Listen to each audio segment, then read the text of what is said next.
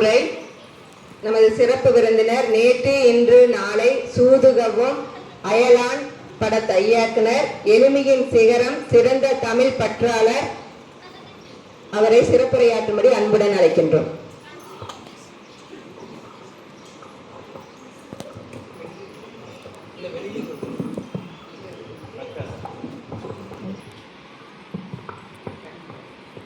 அனைவருக்கும் வணக்கம்.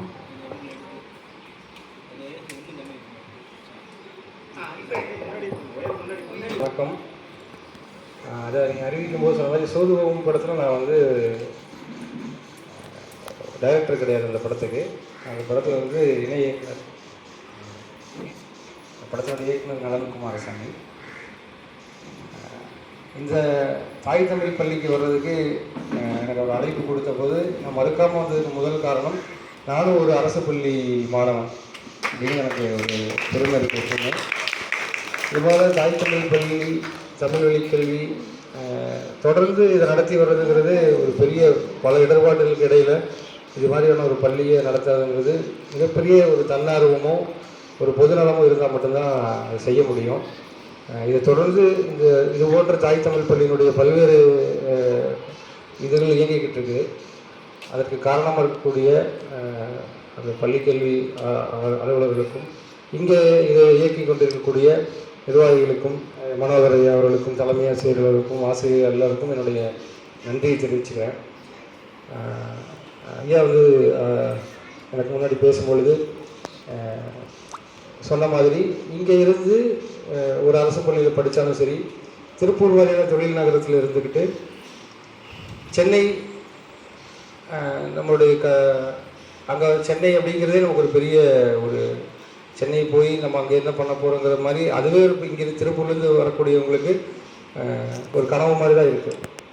ஆனால் இன்றைக்கி சோசியல் மீடியா வளர்ந்துக்கிட்டு இந்த காலத்தில் அதில் இன்னுமே எளிமையாக இருக்கிறதா தான் நான் பார்க்குறேன். இந்த குழந்தைகள்லாம் வளர்ந்து வரக்கூடிய காலகட்டத்தில் நிச்சயமாக அவங்க சாதிக்கிறதுக்கு சென்னை போகணுமோ அப்படிங்கிற ஒரு தேவை கூட ஏற்படாதுன்னு தான் நான் நினைக்கிறேன். அவங்க எங்கே இருக்காங்களோ அங்கேருந்தே அவங்க செய்ய முடியும், அது அவங்களுடைய இதை நிரூபிக்க முடியும், சாதிக்க முடியும்.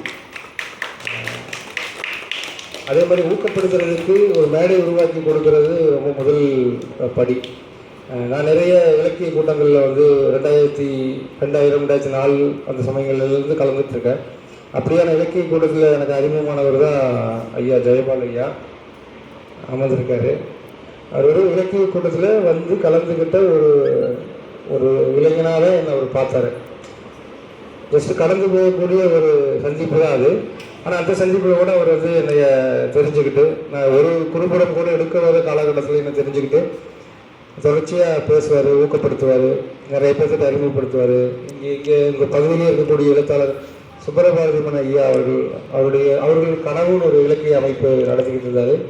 அங்கே தான் நாங்கள் சந்திச்சுக்கிட்டோம். அந்த இலக்கிய அமைப்புலேயுமே கிட்டத்தட்ட நம்மளோட குறைவான எண்ணிக்கையில் தான் அங்கே ஆட்கள் அமர்ந்திருப்போம்.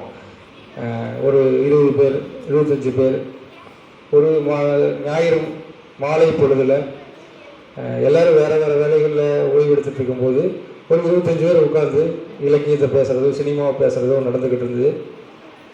அதெல்லாம் தான் எனக்கு என்னை ஊக்கப்படுத்துகிற இடமா இருந்துச்சு. அங்கேருந்து தான் நான் வந்து கொஞ்சம் கொஞ்சமாக முன்னேறி வரேன்.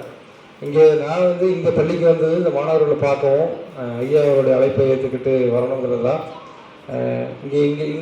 இந்த பள்ளி இயங்குறதெல்லாம் நான் கேட்டிருக்கேன்.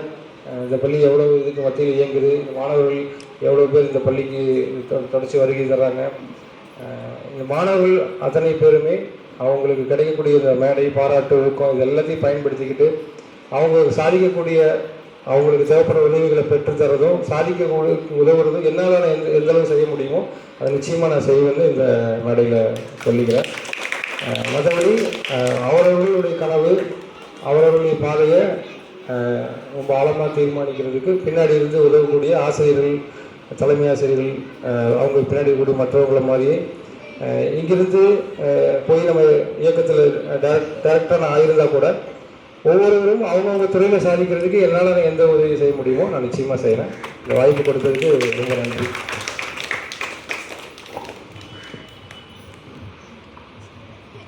நன்றி ஐயா.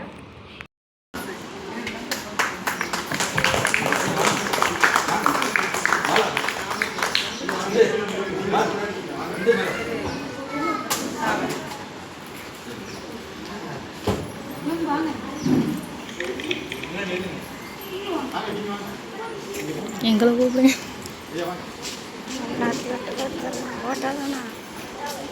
ம்